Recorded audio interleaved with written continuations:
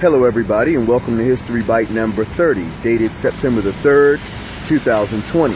I'm Walter, your mobile historian and blue-collar scholar. This History Bite is entitled, What If George Washington Had Run for a Third Term? We all know that George Washington was the first president of the United States and served 2 terms in office. He easily won election to a first term in 1788 and re-election to a second term in 1792. But what if he had run for a third term in 1796? I can tell you without reservation, he wouldn't have walked into it. In 1796, the United States was a very, very divided country politically. We began to see the United States that exists today, a very partisan, faction-divided country, drawn right down the middle on various issues, okay? And George Washington himself was not immune to that.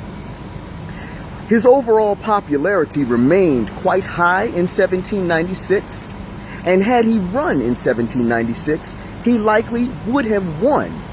But as I said before, he would not have walked into victory.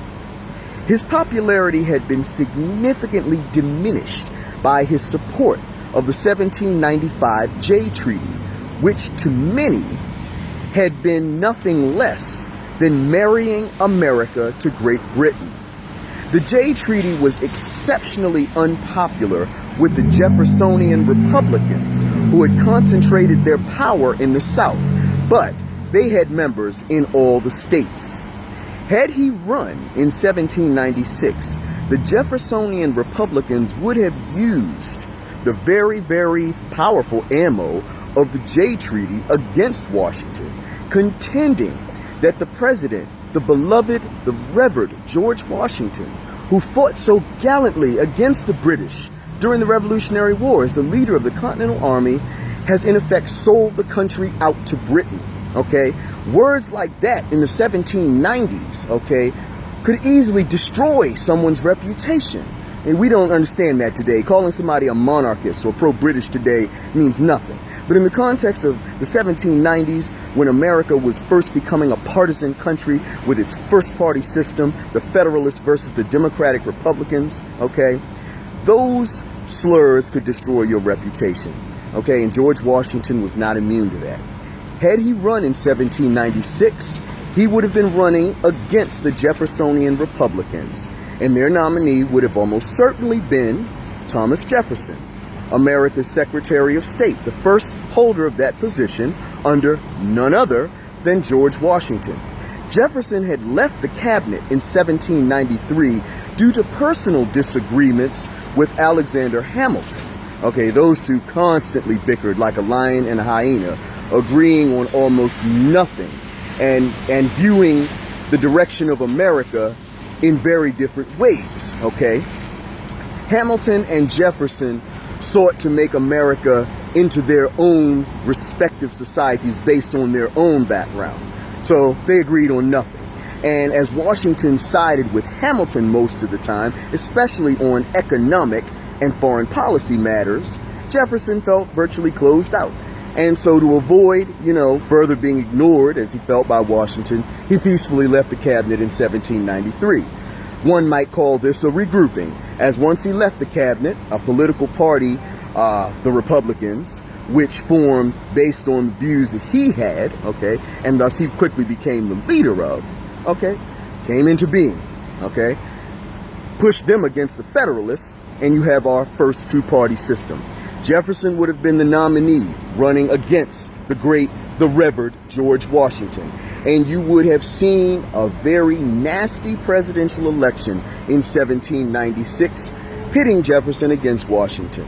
Now, perhaps there wouldn't have been as many slurs thrown against Washington as there were against John Adams, who was the Federalist nominee in 1796. But you can be assured that Jefferson and his Republicans, not Jefferson personally, but his party would have certainly thrown its share of hostility against Washington. Perhaps not attacking his character, but certainly attacking his policy positions in supporting the Jay Treaty and effectively, in their minds, marrying the United States to Great Britain, okay? Washington would have likely pulled off a slightly above narrow victory against Jefferson and his Republicans, and the Federalists would have held the presidency for the next 4 years like they did anyway, okay? The election wouldn't have been as close as it was between Adams and Jefferson, where Adams barely beat Jefferson out by 3 electoral votes, 71 to 68. But I can certainly tell you that the election would have been a near close one, and due to Washington's diminished but not destroyed popularity, he would have barely won a 3rd term in office without a full mandate of the people. And ironically, he would have likely lost all of the South outside of Virginia. He would have carried New York and New England, that's almost certain, and in all likelihood Pennsylvania, Maryland, Delaware, and New Jersey as well. Virginia, I'm going to assume, and I'm going to put myself out there and say he would have held Virginia because that was his home state, but it was also Thomas Jefferson's. But Washington was much more loved and revered than Thomas Jefferson, so I'm going to say he would have held Virginia. But as for North Carolina, South Carolina, and Georgia, as well as Kentucky and Tennessee, I'm not so sure about that. I can't honestly say that Washington would have carried any of those states, as the Jeffersonian Republican sentiment in all of them was very high, and would have likely gone for their nominee, Thomas Jefferson.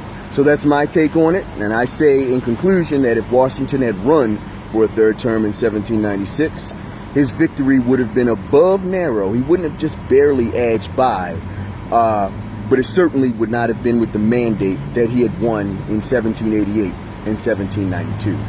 Thanks again for listening to this History Bite, and I'll talk to you at the next one.